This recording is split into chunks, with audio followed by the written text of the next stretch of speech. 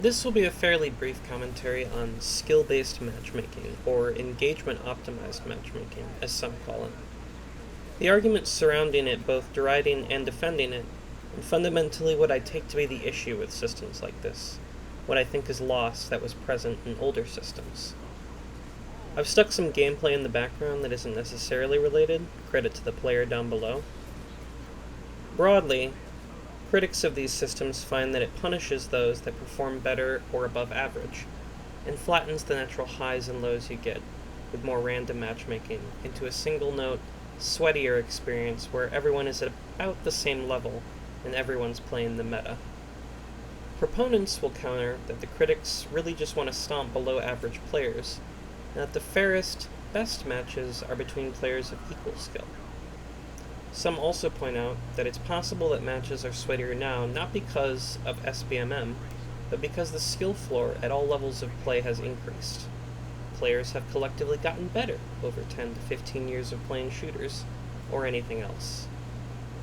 I want to first respond to some of the points of the proponents, and then move on to what the detractors get right and wrong. There are probably some people that do just want to stomp worse players, but I don't think this is actually a fair characterization of the underlying problem people have with these systems. Second, it's probably also true that players have gotten better over the years, especially with lots of internet resources helping people chase the meta.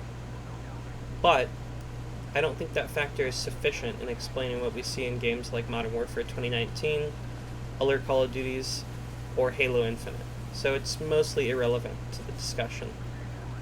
Some detractors want all skill-based matchmaking eliminated, so that casual matchmaking is wholly random, other than ping and connection considerations. They decry protections for lower-tier players as coddling, and cherish the experience of getting better, and thus being able to perform better. I think this slightly misses the mark.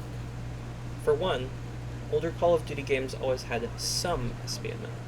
There was usually a protected bracket for the bottom 5, 10, 15, 20%. Exactly how large it was, or how large it should be, is another question. But it was always there, even before. And that was fine. The system worked. I don't feel a pressing need to score against players that can barely operate a controller or keyboard. Similarly, getting better is a rewarding experience, but it might not be the focus for some who value different things in the games they play. It shouldn't have to be. So it might be fine for them to be in a protected bracket, or at the very least not always be punished for playing at a below average level.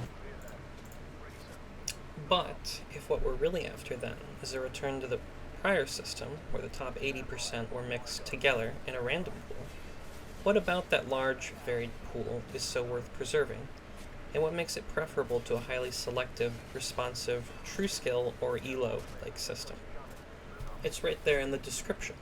It's the randomness, the variety that comes with playing with a broad pool of players that will approach the game in different ways. It's not that a match is sweaty, that is fine enough on its own, but that every match is sweaty. The best word to describe the experience is boring. It's flat, one note, uninteresting. Some players describe the pressure they feel when every match is sweaty. They're not free to relax or play the game more casually. That's true, but underlying that increased pressure is a lack of variety in the way the game plays. There's no room for other experiences. Other players will also add that, at the very least, they should get a competitive rank if they're being evaluated for their skill by a system in the background. True enough, but again, people don't want to play competitively all the time. One of the architects of True Skill, one of the first video game skill-based matchmaking systems, for Halo 2's matchmaking, understood this when he built the system, and has talked publicly about the problem with contemporary matchmaking systems, being that they don't understand that variety is the spice of life in matchmaking.